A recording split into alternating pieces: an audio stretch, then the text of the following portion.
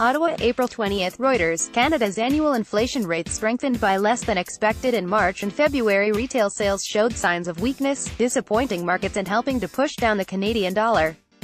Statistics Canada said on Friday the annual rate had edged up to 2.3% from 2.2% in February, the second straight month it exceeded the central bank's 2.0% target. Still, the rate was slightly less than the 2.4% forecast of analysts polled by Reuters. The Bank of Canada has raised interest rates 3 times since July 2017 amid a strengthening economy and near-record low unemployment, and markets largely expect a hike by this July. I think for both these reports today they're just a wee bit short of expectations. It's sort of added to the underlying softness we've seen in the currency since about the middle of the week, said Doug Porter, chief economist at BMO Capital Markets.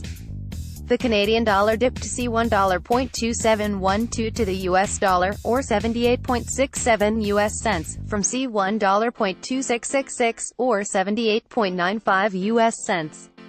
The main contributor to the higher annual inflation rate in March was a 17.1% jump in gasoline prices. 7 of the 8 major components increased on a year-over-year basis.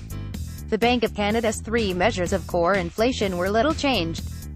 CPI Common, which the central bank says is the best gauge of the economy's underperformance, remained at 1.9%. CPI Median, which shows the median inflation rate across CPI components, stayed at 2.1%, while CPI Trim, which excludes upside and downside outliers, edged down to 2.0% from 2.1%.